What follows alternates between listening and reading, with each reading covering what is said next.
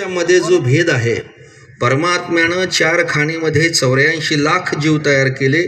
त्यातील सर्वश्रेष्ठ देह कोणता असेल, कोणता जीव असेल तर मानव देह आहे. कोणत्या अर्थानं हा श्रेष्ठ देह आहे की या देहामध्ये बाकी देहाला जे जाणं येणं आहे ते थांबवण्याचं सामर्थ्य केवळ मानव देहात आहे. पुन्हा पुन्हा जन्मनं आणि मरणं याला भवसागर म्हटलेलं आहे. भव म्हणजे जन्म आणि भव म्हणजे मरण. तो सागराप्रमाणे अपार आहे म्हणून त्याला सागराची उपमा दिलेली आहे. हे जन्म आणि मरण निरंतरचं संपवण्याचं सामर्थ्य या मानव देहामध्ये आहे. तैसे येण्याचे शरीरे शरीरा येणे सरी किंभवणा येर झारे चिरापडे. मानवी जीवनाचं हे साध्य आहे. हे जन्म मरण संपवण्याकरता आम्ही या देहाला आलेलो आहोत. आणि देहात येऊन जर हे साध्य प्राप्त करण्याकरता प्रयत्न करत नसेल तर त्या जीवाला अधोगतीला जाण्यावाचून दुसरा मार्ग नाही. जीवाकडं पाहण्याची दृष्टी ही जीवाची भोगाची आहे. जीव जो तुम्हाला हा देह प्राप्त झालाय तो भोगा करता नाही, तर हा देह जो आहे तो हा भवसागर तरण्याकरता प्राप्त झालेला आहे. पण आपली दृष्टी शरीराकडे पाहण्याची भोगाची आहे. माणसाला वाटतं रोज चांगलं खावं, चांगले कपडे घालावे, चांगलं राहावं, बिना कष्टाचा अमाप पैसा जवळ असावा, ही भावना आहे देहाकडे पाहण्याची. ल्यावे खावे बरे असावे या प्रमाणातला सगळ्यात महत्त्वाचा शब्द सदैव. कधी कधी नाही, कधी कधी चांगलं खाऊ वाटत नाही, कधी कधी चांगलं राहू वाटत नाही. सदैव ल्यावे, सदैव खावे आणि सदैव बरे राहावे. ही देहाकडं पाहण्याची दृष्टी आहे. आणि या दृष्टीनं देहाकडं पाहिलं तर अधोगतीला जाण्या वाचून मार्ग नाही. ज्ञानेश्वर महाराजांनी गोड सांगितलंय, पाहे पा शरीराचे या गावा जया लागी आले पांडवा. तो कार्यार्थ अवघा सांडोनिया इंद्रिये ग्रामीचे राजविधी. अहम ममतेच्या जल्पवादी विकारांची मांदी मिळवून या. जीव देहरूपी गावाला एक विशिष्ट कार्यभाग साधण्याकरता आलेला आहे. आणि या गावाला येऊन तो कार्यभाग न साधता इंद्रियाच्या गोंधळामध्ये एवढा रमला की आपण कोणत्या कामाकरता आलोय, कोणत्या कार्याकरता आलोय याचा विसर पडला. जर देहात येऊन कार्यभागाचा जर विसर पडला तर तुकोबराय म्हणतात मग बाकी जीवात आणि याच्यात काय फरक आहे. नाही तरी काय थोडी,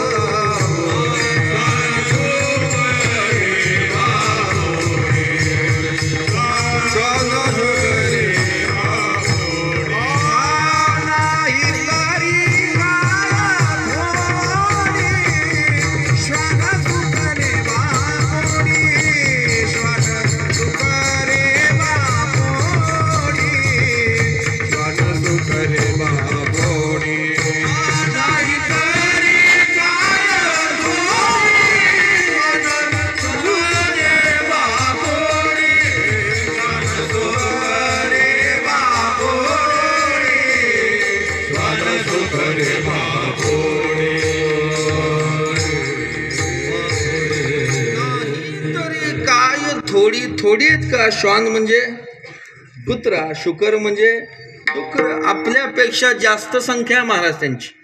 मग जीवाला येऊन जर भोगायचं असेल तर त्याच्यात आणि आपल्यात कोणताही भेद राहिला नाही. मानव देह प्राप्त होऊन जर साध्याला विसरला तर नुकसान आहे. तुका म्हणे त्यांनी केली मनुष्यपणा हानी. याच्यावर नाथ महाराज थांबले नाहीत. नाथ महाराजांनी तर त्याला आत्महत्यारा शब्द वापरला आहे.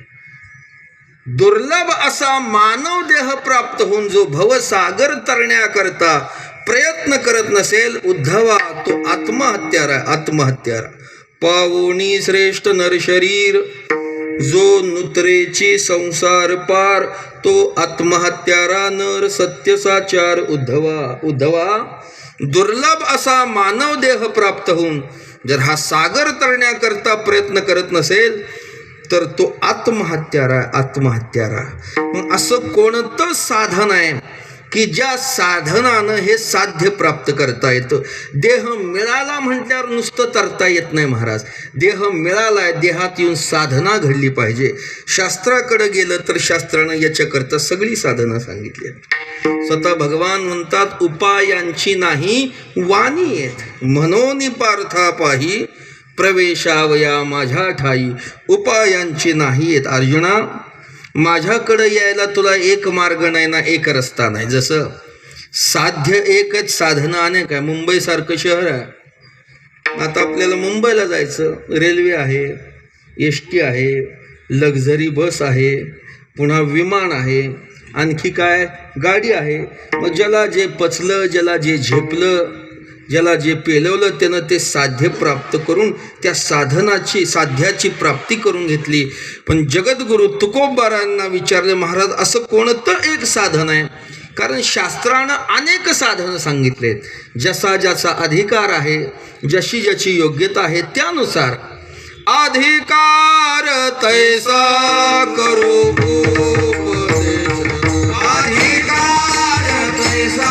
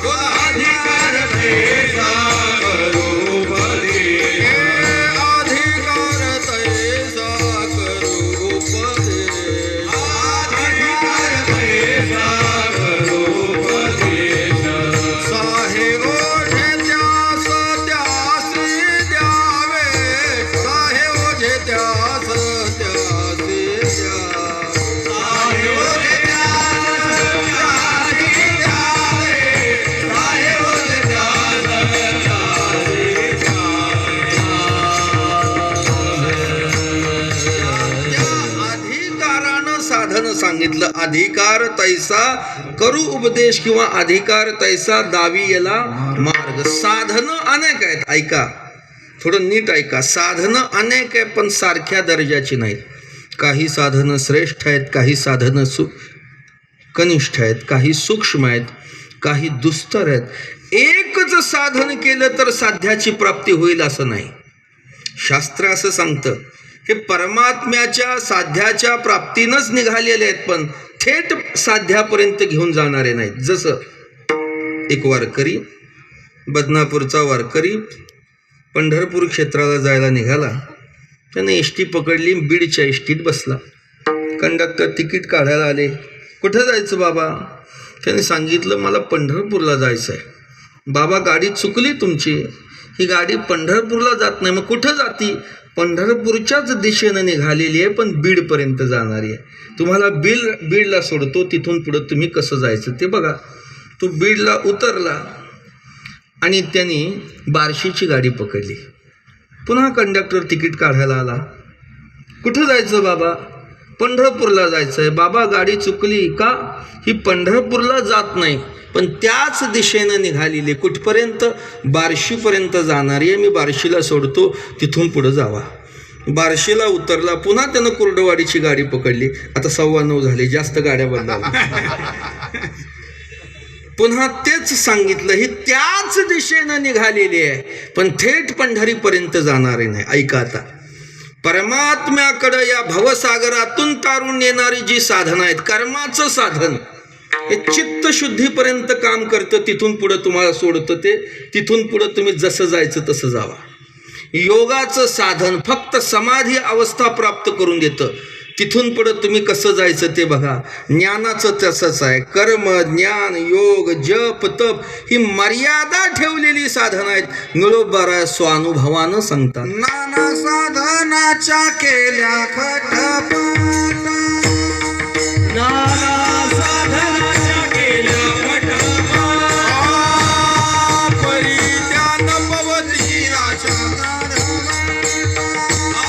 परित्यान पवती आशा दारवंता, जाणो जाणता जाणीव झाली पाठ, जाणो जाणता जाणीव झाली पाठा, योगाभ्यासे सिद्धी शोधिताती वाटा, योगाभ्यासाने शोधिताती वाटा, योगाभ्यासे सिद्धिदायी वाटा, योगाभ्यासे सिद्धिदायी वाटा, नाना साधनाच्या केल्या खटपट, नाना साधनाच्या केल्या खटपट, परित्यान पवती आशा दारवंता, परित्यान